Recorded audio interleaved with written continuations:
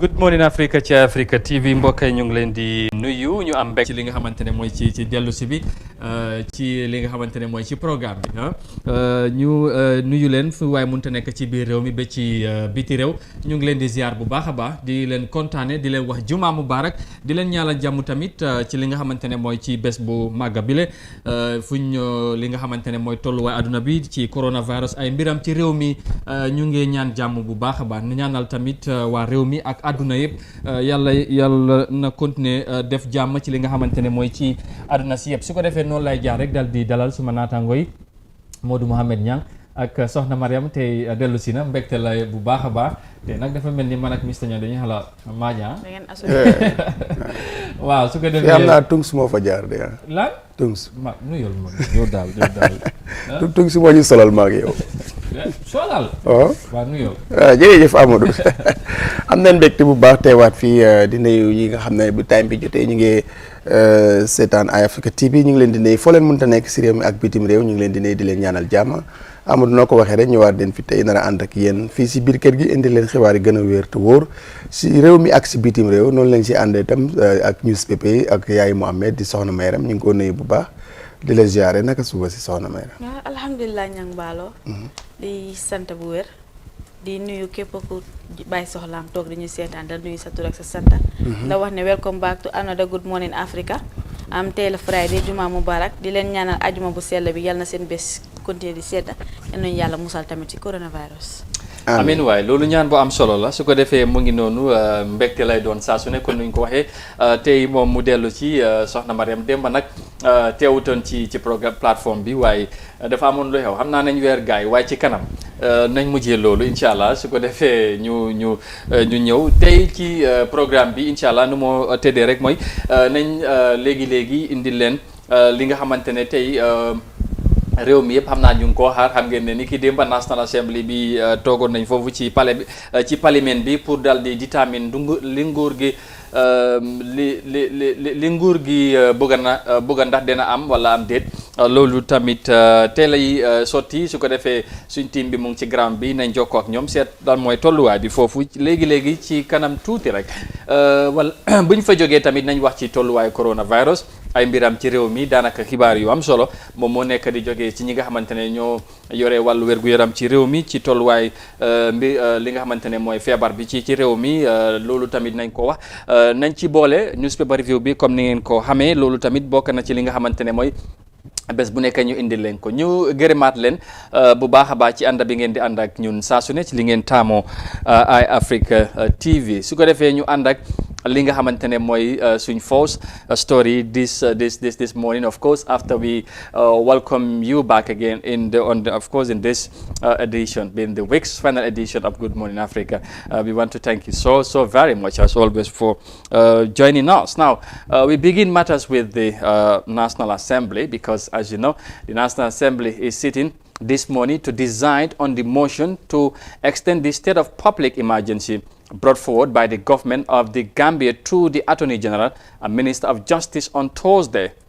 The debate could not proceed yesterday because the Assembly felt the powers exercised by the President in the wake of the COVID-19 needed to be checked before anything else. Africa is in Banjul to see an update on what is likely to happen tonight. But first, let's look back on what happened yesterday at the National Assembly.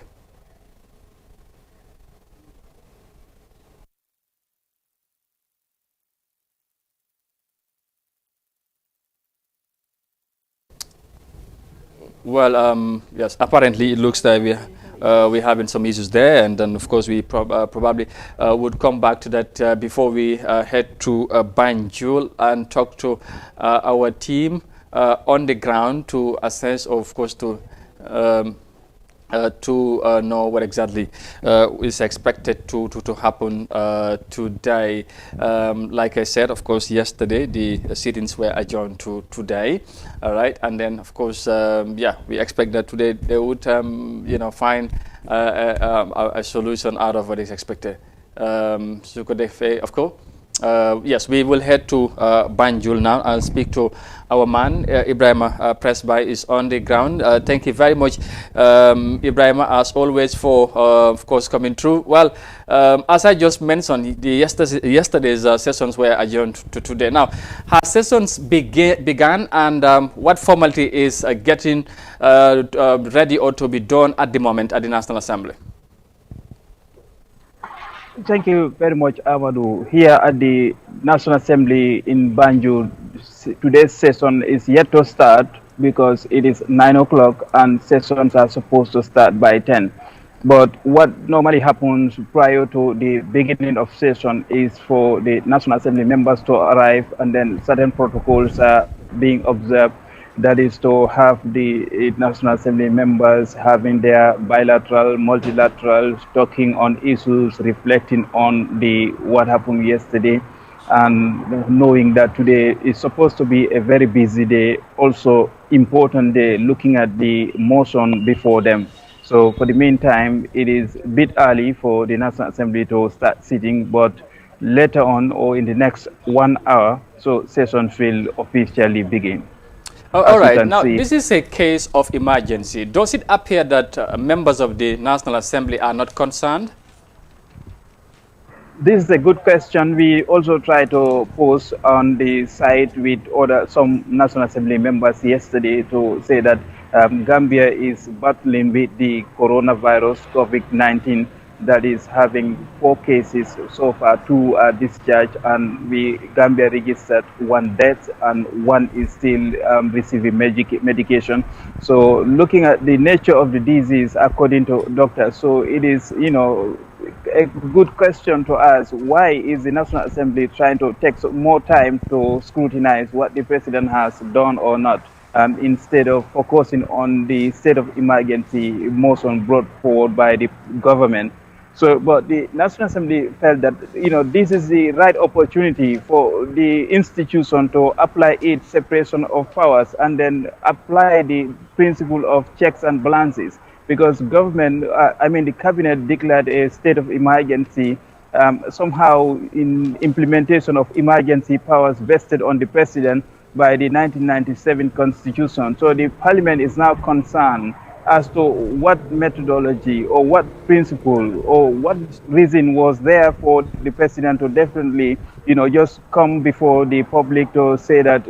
public gathering has to be banned. There should be no movement of people, or controlling the traffic. So all these issues that the National Assembly felt, its mandate to serve as check and balance on the government as a third arm of government, they need to check. And the best way they did it was to forward it to the Select Committee on Human Rights and Constitutional Matter. That will now investigate and then go through all the merits and demerits of the declarations made by the president in implementation of the 1997 constitution. So this, today is supposed to be a very busy day because, the reports from that committee, if it was completed yesterday, is expected to be heard today before the General Chamber. All right. Now, of course, considering what happened yesterday, what is likely be the case? Would the motion proceed or not?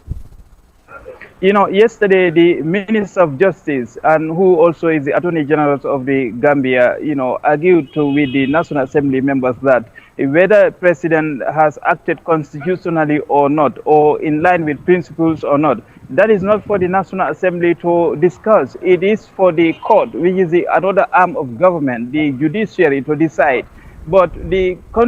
National Assembly was like, the President made a declaration on the 18th of March, and after 10 days coming with another declaration, so that the gap is about 10 days now. And the situation being the application of emergency powers could only hold, especially for the situation of emergency, state of emergency, could last for 7 days in a case where the National Assembly is in session. For the case of Gambia, this assembly is actually in session, so meaning today is the last day for the for the state of emergency declared by the president on the 27th March to elapse. So after today, it will have to go back to normal. But the Minister of Justice tried to convince the National Assembly that let them go ahead with the discussion whether to extend this emergency or not and leave the interpretation of the law with the judiciary. But the National Assembly didn't agree, and they insisted that as an institution that is supposed to apply its principles of checks and balances need to work. Otherwise, there is no point of having the National Assembly. Senior editor and correspondent of Africa, Ibrahima Prespa, thank you very much for your time, and we will leave it at that as we look forward to today's sirens. Thank you very much. Thank you. There you go. Of course, you know, you would follow live, of course, happenings at the National Assembly on Africa TV as at when the proceedings begins today at the National Assembly in Banjul. But if we are good to go, we will just quickly remind you of what happened or transpired yesterday at the National Assembly before we would, of course, digest on what probably would happen today. If we can go back to that quickly, let's you know, remind ourselves on what how decisions, sittings were or to, of course, unfold that yesterday at the National Assembly.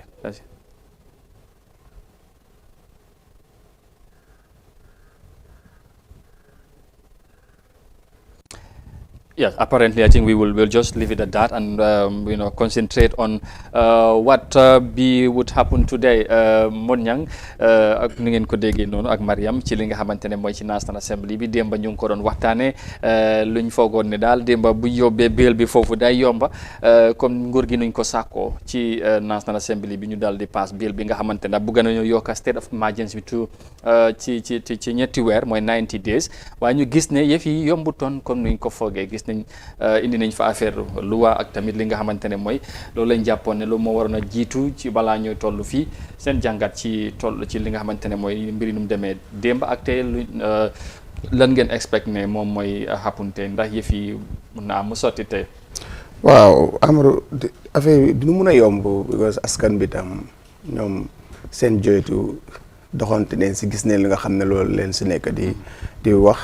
daf leen jaaxal trop te pencum ndaw réew mi ñu fa nekk askan bi ñoo leen fa teg te yaakaar naa seen bëgg-bëgg ak seen xalaat leen faa demee du ñoom seen bëgg-bëgg yi bopp rek moo tax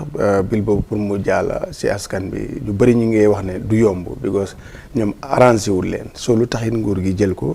loolu nguur gi moo xam si ñoom according to askan bi nuñ ko dee waxee. very good waaw léegi pour ñu ngi maa wax ne dafa mel ni yëf yi yomb na ñu dellu ci démb ci National Assembly bi mbir yi naka la xewe woon ak naka la demee woon foofu ci National Assembly bi ñu ànd ak loolu soog a dellu ci nekk ci jàngat bi ak tolluwaay bi ak lan la ñoo séntu tey.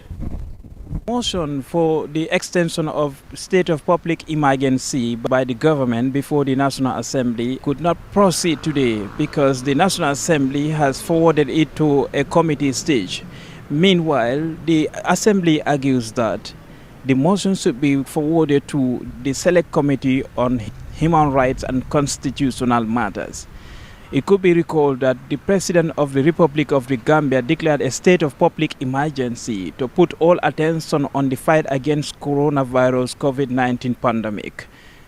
The extent of this public emergency could last as long as 7 days in a case where the Assembly is in session. When it is not in session, then it could go for 21 days. But having the National Assembly in session, the state of emergency declared by the President should have ended on Friday, meaning today should have been the last day for the effectiveness of the state of emergency. For this, government of the Gambia, through the Ministry of Justice, moved the motion for the National Assembly to consider extension of the state of emergency for 90 days. I beg to move that this August Assembly approve and extend for a period of 90 days, effective 3rd April 2020, the state of public emergency in the whole of the Gambia, declared by His Excellency President Adama Barrow. The National Assembly is now interested to know the condition through which the President declared a state of emergency, using the constitutional powers vested in him by the 1997 Constitution of the Gambia. We should refer this to the committee to look at all the elements to see whether the law was complied with. That is the purpose of the motion. However, the Attorney General and Minister of Justice, Abubakar Baltambetu, informed the National Assembly that the President's proclamation were gazetted, even though the National Assembly was not privileged to any copy of the gazette until this morning. The proclamations have been gazetted. And all we need to do is reach out to the Gambia printing house. Maybe we should have made this available to you. But they have been gazetted. That's the first statement of fact I want to establish. The purpose of the extension of the state of emergency, according to the Minister of Justice, was to give government all powers to do all it has to do to prevent the death of even one Gambian. As we speak, it is only the Select Committee on Human Rights and Constitutional Matters that can decide as to what is the way forward, whether the President was in line in all his pronouncements or not. And that is to be discussed on Friday morning here at the National Assembly in Banjul. I am announcing the result. Procedure. The ayes, Honorable Speaker, 36 votes, the noes 11. So the ayes have it. So the debate is therefore adjourned till tomorrow at 10 o'clock. But in the meantime, the committee will meet immediately. As it is now, the declaration of public state of emergency has kept people indoors, with many people wondering as to the way forward now. How will they continue to survive indoors? These are questions that the extension will have to factor out. So far, Gambia has registered 4 confirmed cases of COVID-19, 1 death and 2 recovered and discharged. For iAfrica TV, I'm Ibrahim Presba. He is a very own man at the National Assembly following proceedings there, as it happened yesterday. But today as well, sittings are expected to take place, as he have just explained or heard from him earlier on. Now, waaw mu ngi noonu démb lii moo xewoon ci National Assembly bi kon li nga xamante ne mooy ci National Assembly bi su ko defee nag tey ci tënk rek mooy you know lan la ñu war a séntu tey ndax mbir yi dañoo jàlla wala ba léegi because ci ñetti weer yi problème bi yëpp loolu la so because ñu bari ñu ngi wax tamit démb réaction bi est-ce que jaar na ko Gambie ñeenti case lañ amoon bàyyi ne ñaar kenn dina fa mel ni benn moo des ak yooyu. loolu mooy gis-gis askan bi sooy bàyyi xel te boo doxante si bi loolu leen laa wax waaye combat bi comme ni ñu ko waxee Amadou démb la woon first round bi tey mooy mooy second round bi si combat bi dinañ seet ndax nag fan la jëli bi di faree wala ndax déet waaye parce que du yomb daal parce que wax naa la National Assembly ñooñu réew mi leen fa toogal gox bu nekk si réew mi seen ndaw mu ngi fa te ñu bëri si réew mi ñoom daal rafetluwuñ lii nii 90 days bi ñu bëri na rafetlu ko because doxantu neen si bi askan bi démba laajte leen bor li ñu gën a joytu mooy ne loolu dafa bëri ba pare sax am na condition yu ñu teg ndax dafa amee nit ñi daal 90 days dafa amee nit ñi seen dépense seen everything si fekkee loolu mun naa nekk ñoom dañoo wax ne loolu mun na nekk waaye si nekkee ne nag ku si nekkam ni lay lijjante noo dundee ñoom loolu duñ ko mën a seetaan waaw loolu ñu bëri si askan bi loolu leen wax ba dem nañ sax ba ne su boobaa xanaa ñi dem fekk ko si tëraaw rek bu jabaram yekkee añ ñi daal di leen tibal bokk ak ñoom ma ne leen nag dépense bi moom du réew mi yëpp wax dëgg yàlla waaye si tëraaw si rek la soo xam naa ne nekkul luy yomb te loolu leen ëpp seen ndaw yi dem te loolu la seen ndaw yi xam moo tax du yomb te itam ñi nga expect ne tey la moo gën a métti sax si démba parce que affaire bi du yomb boo li ñu bëgg moo yombut kon dibéet bi itam du mën a yomb tey démba am na comité bu ñu joxoon yëf yi pour ñu liggéey ci am na te bu ñu ñëwee comité boobu nañ président seen report bi dañ ñu xam lan la ñoo wax Mariam ñetti weer ñu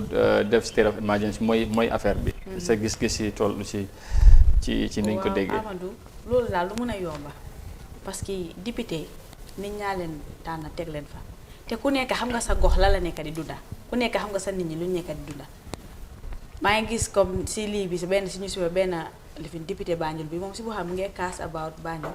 su nekkul Banjul kese rek xëy na comme combo bi fii nii sax mun naa am sa ñun dinañ ko mën a sustain waaye ñi nga xam ne comme last year raining season bi ne melutoo noonu am na ñu nga xam ne dañu amoon drought so ñooñu seen boppa depuis last year gaa ñu doon complain about comme farming ak yooyu noonu yëpp so this year ñu war a toog rek ñu ne 3 months nga nekk indoors doo génn doo dem liggéey soo demul liggéey looy fajee sa soxla soo demul liggéey lan ngaa feyeelu yaa soo demul liggéey looy tegal sa doomi pour lekka comme xit na sax surtout lekka bi nag waaw surtout lekka bi moo gën a important mun na am lu yaas be yooyu sax important nut waaye comme lekka bi moo gën a important léegi yow loolu noonu naka nga soutenir xale su ko defee xonga mooy rey nit ñi sa nekkul Covid-19. ok alright mu ngi noonu loolu mooy mbir mi daal su ko defee lu des ñu bàyyi leen ko ku ne tamit nga def si jàngat waaye ci kanam tuuti mun ngeen ànd ak ay Africa ci lépp lu nga xamante ne incha allah dina xew ci National Assembly bi li ko waral nag mooy situation coronavirus bi ak ay mbiram ci réew mi am na yeneen réew yu ko def nag Gambia njëkkewuñ ko su ko defee ñu seet daal fan la ñëw mujjee tey ci loolu la ñëw wéy wax ci tolluwaay coronavirus ndax démba joxoon nañ li nga xamante ne mooy update. Now the Director of Health Services at the Ministry of Health and Social Welfare, Mustafa Bitey, on Thursday said 51 people will be discharged today by the health authorities after completing their of course, their mandatory 14 days quarantine. He said the 11 new laboratory test results received from the lab were negative, and 3 non-Gambians who recently sneaked into the country by sea were apprehended and placed under mandatory quarantine. waaw mu ngi noonu ci loolu moo bees ci li nga xamante ne mooy ci tolluwaay coronavirus ci réew mi kon niñ ko waxee tey war nañoo bàyyi 51 people yi nga xamante ne dañ leen tegoon ci quarantine mooy dañ leen béroon benn place rek ñu seetu leen ba ñu xam da am nañ jàngoro gi am déet gis nañ ne nag sant yàlla dafa mel ni amuñ ko ñu war leen bàyyi ci li nga xamante ne mooy ci tey ñu war a ñibbi si seen njaboot. loo am solo la di leen mastaw doon te xam ne rek àdduna bi loolu système bi moo ko laajte moo taxoon ñu teg leen fa parce que ñu fa tegoon ñëpp borom responsabilité la ñoom tam waaye nag dafa am si réew yi ñu demoon tukki ñëw ñu ñuy suspect si loolu jàngoro bi. waaye sant yàlla gannaaw bu nga xamee ne ñi nga xam ne seen xam-xam dafa màcc si feebar bi gëstu nañ leen saytu leen ba gis ne dara nekkul si ñoom dinañ am xel mu dal ak yaakaar dellu seen famille loolu moo gën a óor na nga demoon noonu rek di ko xalaat di def lu nekk yaakaar ne soo demee noonu rek dégg wax ji soo saxaaree sax da ngaa foog ne yaa ngi si biir waaye léegi óor na mun nañ dem dund ak seen njaboot nu mu leen neexee ak seen xarit te duñ si am benn xalaat bu ñaaw soo loolu am na solo bu baax. waaw foog naa ne trend bu ñoo gis ni Mariam foog naa nekkan lu am solo bu yàggul gis nañ bàyyi nañ ñaari nit démba barki démba sori lañ bàyyi ñaar ci ñi ko amoon ñu faj leen ba ñu wér démb tey bu ñu waree bàyyi li nga xamante ne mooy ñoom 51 people foog naa ne loolu tamit lu am solo la war nañ ci am yaakaar bu baax a baax yëf yi mu ngay dem ci ni nga ko yaakaaree incha allah because ñu bëri ñi nga xamante ne ñu ngi leen teg benn place bu ñu leen bàyyee 51 ci ñoom foog naa loolu yaakaar war naa mun na am ci li nga xamante ne mooy ci situation buñ toll. waaw Amadou loolu good news la parce que Covid-19 bi moom dafa ñëw rek tiital àdduna bi yëpp. so Gambia comme suñu waree discharge 51 people loolu man damaa wax ne loolu is a big progress parce que xamoo exactly comme ñaata nit lañ nekkoon under quarantine waaye suñ si waree génnee 51 nit dafa mel ni comme it is less than 100 sax luñ amoon under quarantine which means ne comme loolu is good news ba pare comme dama bëgg a wax si ñi nga xam ne ñoo nekk di daw through sea wala di daw pour dugga gis nga Covid-19 soo toogee kër danga see mucca waaye soo waxee ne damaa daw parce que Gambia amul coronavirus wala benn nit lañ am te ñooñu ñu ngi on placement su ma dawee foofu noonu si soo xamuloo daw bi si yoon bi mën nga ko contract. waaw ñu ngi because waaw ñaari nit dawoon dugga si Gambia ñoo ko indi si yoon bi lañ ko jëlee. waaw because man I am 100% sure si yoon bi lañ ko jëlee because gars yi feebaruñu woon te check nañ leen si airport bi soo fa mel ni dañ recently contract de virus rek gars yi egg a kër soo affaire bi si la commencé di soo nañ bàyyi daw bi nañ ñëpp toog daal feebar bi toog la laajte ak set. soo nit ñi nañ toog rek nañ ñëpp dal ku dal rek jàmm na la si fekk. exactly waaw kon mu ngi noonu yaakaar boobu moom am nañ ko ci ñëpp ñu jël responsabilité boobu ci ñi nga xamante ne ñu ngi ragal wala daw loolu tamit ñu bàyyi ko xel bu baax a baax su ko defee benn gannaaw loolu xibaar bu am solo boobu ñu continuer ba léegi waaye dañooy descendre rek ci coronavirus am génn jamono jigaal moom mooy affaire bi. ci li nga xamante ne mooy ci waxtaan bi ndax xam ngeen ne mu ngi laal fu nekk ci li nga xamante ne mooy ci àdduna bi update si ci des nañ ko indi ci newspaper bi waaye tamit ñu gis ne ECOWAS am na li nga xamante ne tamit def nañ ko ci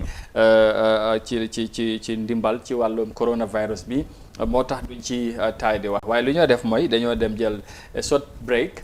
ñu dellu ci li nga xamante ne mooy ci plateforme bi ne li gën a feste ci étiquette yëglekaay yi laataa ñu continuer wax ci leneen ñu dem ñëwaat léegi.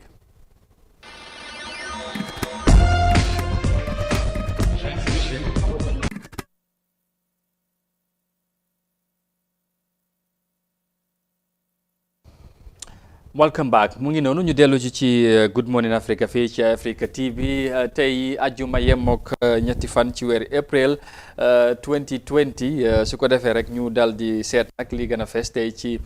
newspaper yi lan lañ xëyee waaye ñu fàttali leen rek ne beneen yoon ñii di Star GSM ñoom ñoo dal di bankroll li nga xamante ne mooy newspaper review bi ñoom ñoo ko gën a dooleel su ko defee lépp lu nga xamante ne mooy mobile ak lu moo àndal ci ay bagage ak yooyu boo leen fa demee incha allah da ngeen koo am ci nu mu gën a yombee su ko defee tamit ñu wax tamit ne seen maakaan yi ñu ngi ci Tambakoro Westfield ba la béréb ci biir réew mi mu ngi noonu su ko defee Marème ñu seet ñaata news ñan kan ban ak ban lañ am tey. waaw tey am nañ ñetti newspaper am nañ Foreya am nañ Point am nañ The Voice su ko defee ñu ànd ak Foreya ñu start ak Foreya. exactly am nañ Foreya standard ak standard amul tey. Point ak Voice Point la ak Voice. kon dañoo doore ak standard. waaw li gën a fees tey. ñu start ak Foreya. The parliamentarians referred motion for extension of public emergency to Standing Committee on Human Rights. Health authorities to discharge 51 people today. World Bank supports the Gambia's COVID-19 response with $10 million grant. Commercial drivers say reduced fuel price still high. And the editorial says, the National Assembly suspends debate on emergency powers extension till today. And then question of the day says, are gazettes containing the emergency powers regulation available at the GPPC? waaw su ko defee ñu dugg ci biir. loolu moo gën a fes ci waaw su ko defee ñu ànd ak commercial drivers. Commercial drivers have complained that the reduced price of fuel is still too high for them. The authorities have on Wednesday reduced the price of petrol and diesel by 2.6% and 2.1% respectively. The price of petrol is reduced from $51.69 butut to $49.36 butut, while diesel decreased from $51.09 butut to $50 bututs. waaw lii commercial drivers yi borom moto yi ak borom taxi ñoo nekk di complain ne moto bi ba lii bi gas oil beeg diesel bu ñu wàññi ba tey mu ngi high parce que gis nañ ne fële ñu ngi wàññi from $51 to $49 bële ñu wàññi $51 to $50 for something bututs. waaw so comme ñoom daal ñu ngi wax ne comme wàññi bi daal bariwul parce que bële waaw des na lu bari parce que bële $3 $4 lañ si wàññi bi ñu wàññi fa $1. waaw exactly loolu foog naa ne boo xibaar bi génnee ku jiite transport union bi te sa waroon nañ ko fi am waaye comme dañu war a dem si National Assembly bi ak yooyu moo tax waaye xam naa next week nañ ko ci am moom mi nga xam ne moo jiite secteur boobu ñu waxtaan ak moom xëy na lam moo tax ñenn ci driver yi ñoom xëy na nee nañ affaire yi moom dafa xaal lu ñu wàññi dafa tuuti ci niñ ko waxee waroon nañ ko gën a wàññi ndax nee nañ fu mu nekk nii mooy ku seet ci essence ci wàllu àdduna bi wala sax diw wàññeeku na price bu baax ba ci àdduna si soo expecté nañ tamit nguur gi comme dem nañ ba wàññi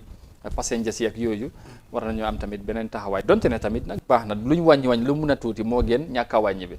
am na solo ifin dalasi bi sax. bu doon jënd $1000 am na leneen lu wàññeeku si $1000 dafa mel ni 900 wàññeeku na waaye anyway daal su gën a wàññeeku tam dina baax si ñoom. waaye ñoom itam ñi wax seen ñi nga xam ne ni dañoo dabulul paas bi ñu bàyyi ko waaye du ñaax nguur gi itam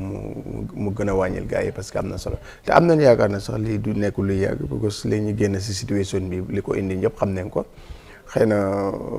am na yeneen wàññi itam nguur gi calculer na ko xam naa daf leen dut arrangé wante daal na si affaire yi gën a yokk bu gën a wàññeeku daal dina gën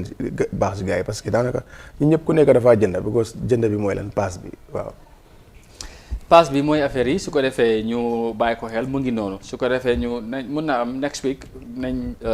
jéem a waxtaan ak gars yi seet lan mooy taxawaay bi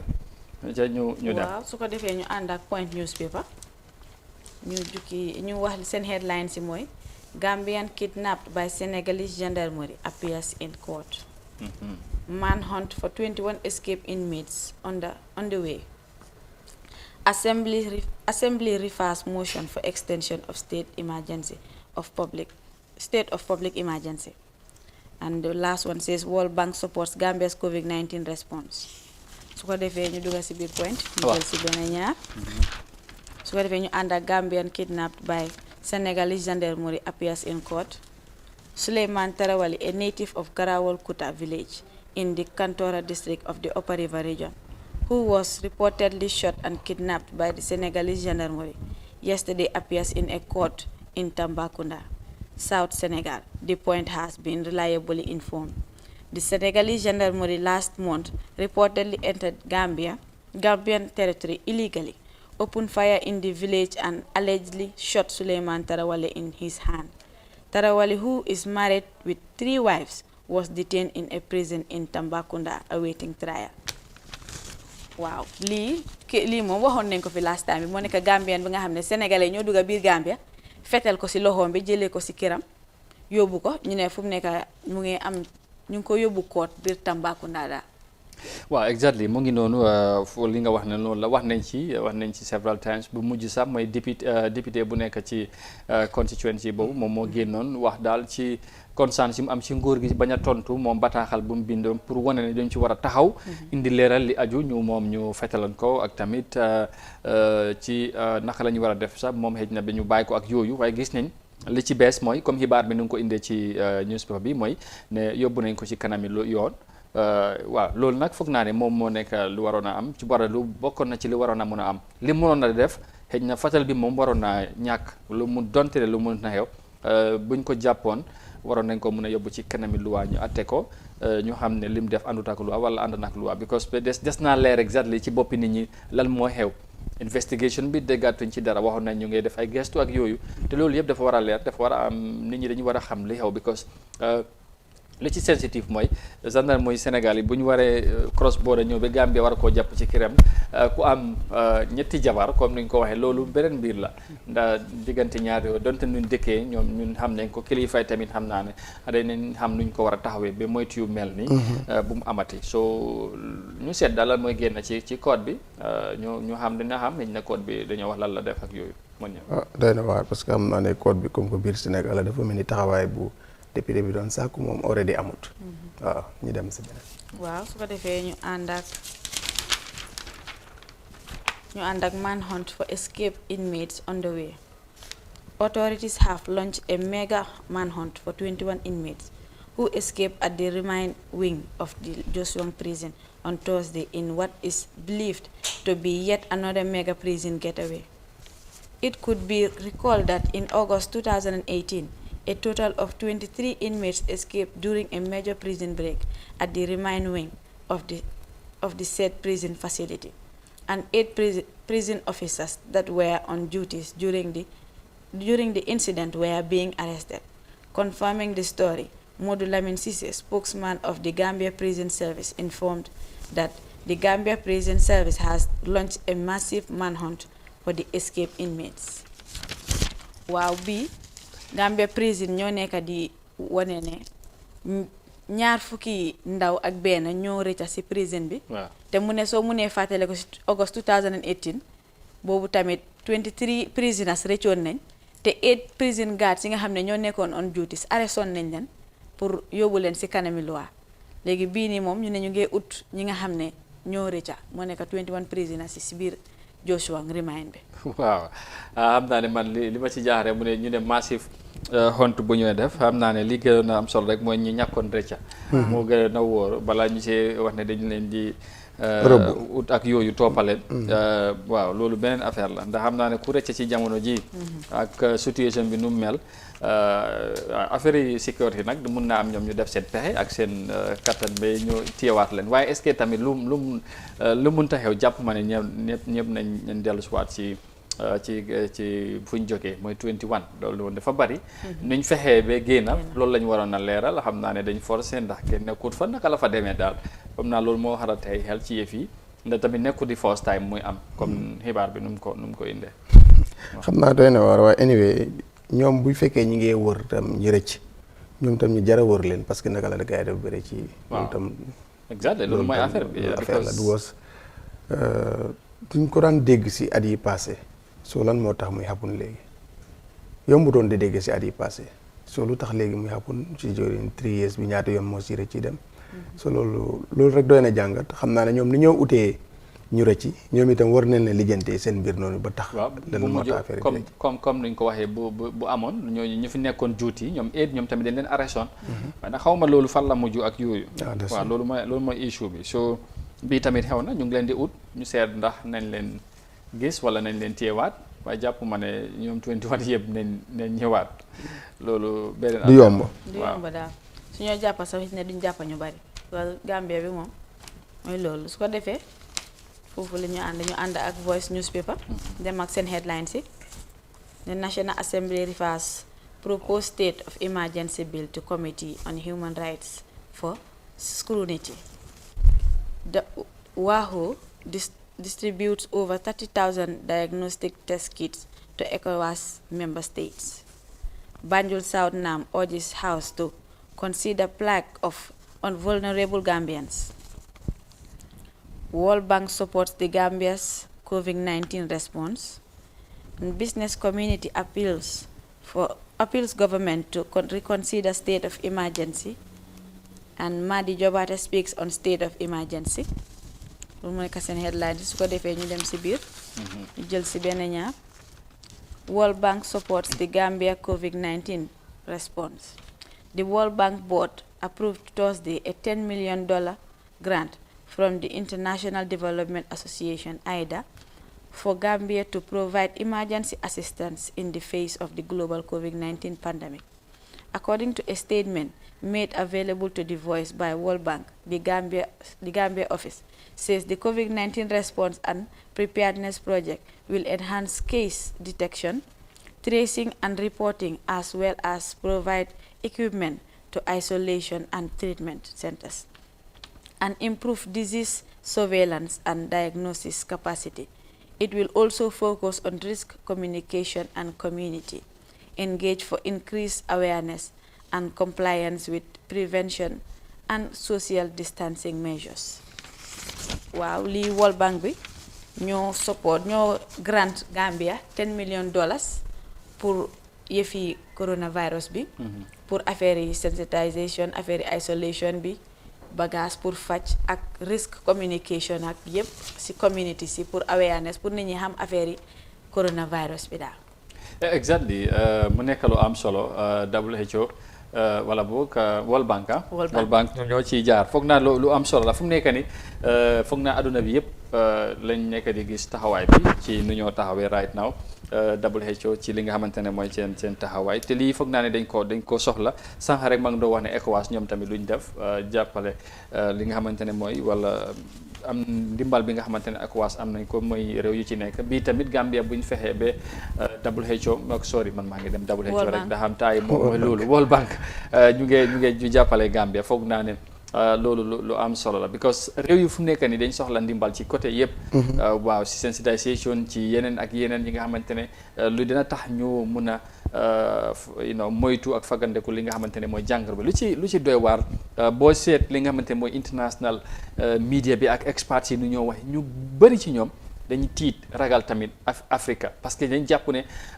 amuñ resources yi amuñ finances yi amuñ li nga xamante ne mooy jumtukaay yi ñu soxla pour mun a dekku feebar bi nii comme ni mu waxee ba ci yeneen réew yi solo moo tax ñuy gis ne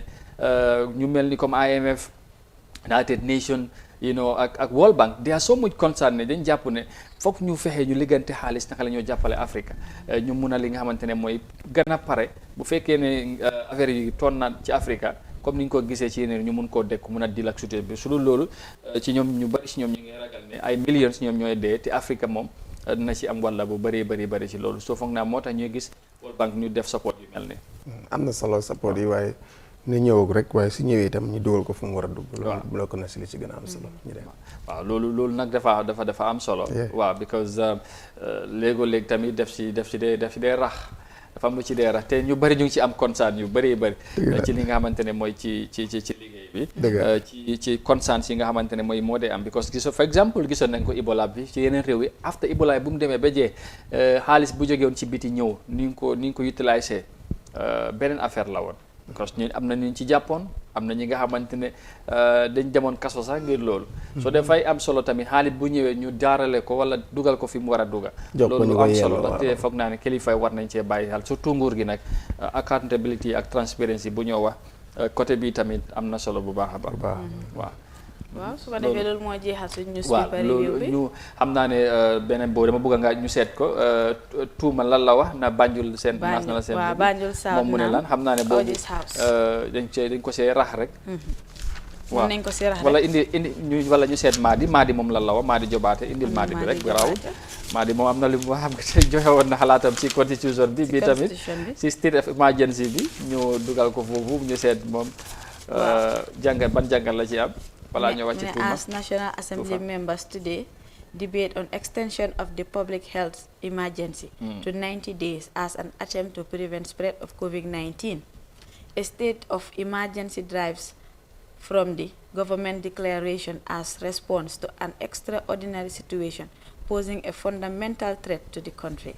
The declaration may suspend certain normal functions of government, may alert citizens to alter their normal behavior, or may authorize government agencies to implement emergency preparedness plans as well as the limit or suspend civil liberties and human rights. The need to declare a state of emergency may arise from situations as diverse as an armed action against the state by internal and external elements, a natural disaster, civil unrest and epidemic, a financial or economic crisis, or a general strike. State of emergency are not uncommon occurrence, particularly in dictatorial regimes where the state of emergency may endure as long as the regime lasts. waaw mu ngi doon joxe xalaatam moom Madi Jobaate mu ngi commenté te li nga am activiste la te tamit yu gën a bëri bu yàggu rek gis nañ lu mu wax ci constitution bi bii tamit nag ñëw na pour gën a leeral lan mooy indi state of emergency ak lan moo cee xew ak taxawaay bi lan la mun a doon jàngat bu ci mënta xew daal li ci am solo mooy am na luñ ci gisagum ba pare waaye tey ñetti weer yi moo indi lii yëpp ndax tey dina fexe ba loolu sotti am den mooy mbir yi ci kanam tuuti incha allah National Assembly nañ ci toog waxtaan ci seet ban taxawaay lañ cee am. di yow daal xam naa ne moom 3 months yi moom jaaxal nañu bëree waaw démb rek soo gisee toogaay bi ak député yi nu mu demee woon waaw xam naa ne li si kanam raw bët bu ko si kanam tuuti rek suñu team bi ñu ngi fa dinañ xam fan la wana du mujjee ak ay bëtam waaye daal Amadou lu jaaxal askan bi la so loolu moo tax na du yomb parce que ñetti weer daal xam nga daal li si nguur gi jublu si. ñetti weer daal bëri na torop bëri na de torop sax parce que Gambie ñun suñu économique xam nga melut noonu te comme state bi amuñ naka lañ ko dee waxee sax amuñ plan pour di po so ñoom suñu waree jóg rek ñu declare that state of emergency for 3 months foogaloo tam am na fuñ ko teg de man de fuñ ko teg de gisaguma ko te yegaguma ko te waxuñ ko tamit coronavirus bi yow tamit coronavirus bi waaw am na foofu bañ ma loolu waaye coronavirus bi lañ ko teg foofu lañ ko teg waaye yeneen dëkk yi nga xam ne yëpp ñoom ñu ngi jël di state of emergency especially this neighboring Sénégal gars yi ñu ngi def lu nga xam ne su ko lu waree gaañ sax du gaañ askan bi yëpp. waaw Sénégal ñoom lu ñu def curfew lañ def. mooy dañoo génn time bi ba time bi moo amul génn. ba pare tamit ci loolu gis nañ nag nguur gi mobilise xaalis bu bari te démb ñu ngi dégg naa war nañ cee jënd fii ñun déggaaguñ ne comme nguur bi def nañ loolu wala ñu ngi ko nar a def wala am nañ intention yi def loolu. waaw am naa ba léegi waaw ñu ngi mobilise xaalis ñoo xam ne ni yàlla may na leen doole ñuy ndimbal tam because nga dëkk si koñ jël xaalis boobu yëpp dem yóbbu ko si ministre yi mun na am yow xam nga ñoo xam ne si koñ bi ñoom ñu ngi nit nañ dimbal boo ko yóbbu ministre yi balaa moo àgg si ñooñu dafaa yàgg yow nga xam ne xam nga ñooñu man lu dama gis ne rek straight demal nga dimbale ñooñu loolu moo gën a lifin daal important comme ni ko gars yi waxee rek ndox moom du romb pax su ko defee rek ñoom ñi nga xam ne ñu ngi si koñ yi balaa ñoo jël ay hundreds of thousands da ko yóbbu si ministre yow yaa gën a xam ñu ko yelloo den ministre bi dem jox ko ñooñu rek loolu yëpp benn la sotti see def si la waaw jàpp si la waaw parce que nag wax dëgg yàlla am nañu sonn si koñ yi ñoo xam ne xam nga leen waaye bul bëgg rek télévision yi ñëw association nangam def neen nangam non yóbbu ko si koñ yi nga séddaale ko ñu nga xam ne yelloo nañ ko te loolu ku dem soo dëkkee si koñ di nga xam ñi yelloo loolu ñu jox leen ko am na ñi nga xam ne moom mun nañ seen boppa loolu yàlla moo tëralee noonu su ko defee ñi nga xam ne seen loxo jotu seen gannaaw ñuy faral di leen jox loolu te loolu yëpp ministre yi mënu koo xam nguur gi sax pour ñu xam ko dafaa jafeñ balaa ñu ko xam mooy ñuy soxla seen kàddu waaye si jamono yi nii fu ñu dee dugg time campagne duñ fa dugg si jamono ji pour seet ñi yelloo bagage yi waaye am nañu ko xam te am nañ ko siyaa balaa ñu ko yóbbu feneen dafa sori balaa moo départ waaw su ko defee tey dañoo teel a tàggatoo because dañu war a dellu Banjul incha allah loolu tamit waaw noonu lay demee bagage yaa ngee ñëw di xam naa ne ñëpp ñu ngi xaar so loolu la ñoo dem fii la ñoo em tey incha allah ci ajuma ji ñu ñaanal leen jàmm bu baax a baax wax leen juma mubarak su ko defee mun ña ñu jox gaay dig daje Mariam ba Monday incha allah di leen ñaanal wala suba dangay ñëw gaay may gaay weekend bi suba non foog mu ñëw non suba dinaa ko xalaataat samedi daf day ñëw yéen samedi loolu lu may xalaataat la suba incha allah su ko defee daal di leen ñaanal weekend yi jaama di leen ñaanal yàlla musal leen muccal leen yal na coronavirus bi daal si cases yu mu em Gambie yal na fa em te di ñaax jigéen ñi ñu toppatoo xale yi jàppa nit ñi si biir xale yi si kër bi teraay tamit xale yi moo xam nga xale moom kenn mënu koo teg mu toog waaye comme nga make sure ne at least suy toog si kër bi sax mu am lu tax mu war a mun a toog waaw loolu lu am solo la lu am solo baax ba mon ña waaw di wax rek combat bi si kanam tuuti dina continuer fële si Banjul incha allah si arène bu foofu noonu si diggante si penc mi si diggante néegu député bi ak ministre si gouvernement bi ñu seet na fan la référé si di wax tey waaw mu ngi noonu su ko defee yow di ñaanal ñëpp jaama ba altine incha allah dellusiwaat waaw nga gërëm yow tungs moo la sonal yow non tungs moo ak yow yëpp man maa solal si bopp tungs yow wala solal man moom solalul ma